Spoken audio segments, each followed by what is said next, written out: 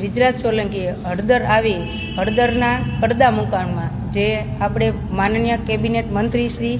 એવા રાજ્યકક્ષાના મંત્રી છે પરસોત્તમભાઈ સોલંકી, દિવેશભાઈ સોલંકી, હીરાભાઈ સોલંકી ધારાસભ્ય છે, એના વિશે જે ટિપ્પણી કરી છે એ એકદમ પાયાવિહોણી છે। બ્રિજરાજ સોલંકીને હું કહેવા માગું છું કે ભાઈ, જે સમાજના ભાગલા પડવાનું રહેવા દો, સમાજના હિતલક્ષી જેને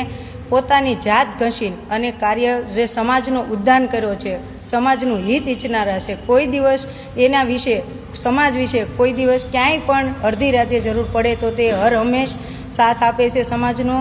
એવા જે સમાજલક્ષી જે આપણે કહીએ કે જે નવરત્ન આવે ને એમાંના રત્ન કહેવાય તો પણ કહી શકાય, કોળી સમાજનો સર તાજ કહેવાય તો પણ કહી શકાય, એવા જે આ ભાઈઓ છે એના વિશે આવું બોલે એ અમે એક બિલકુલ સાખી નહીં લઈએ। હું મહિલા મોરચાના બોટાદ જિલ્લાના અધ્યક્ષ, કોળી સમાજના લીધે અખિલ ભારતીય કોળી સમાજના મહિલા મોરચાના અધ્યક્ષ તરીકે જે કહું છું કે આ એક પાયાવિહોણી તદ્દન ખોટી વાત છે। અને જે બાવળિયા સાહેબ વિશે તમે ભરી સભામાં બ્રિજરાજ સોલંકીને હું કહેવા માગું છું કે જે તમે પડકાર ફેંકો છે અને જે ટિપ્પણી કીધી છે, એક અભદ્ર ટિપ્પણી તમને શોભતી નથી, એ એક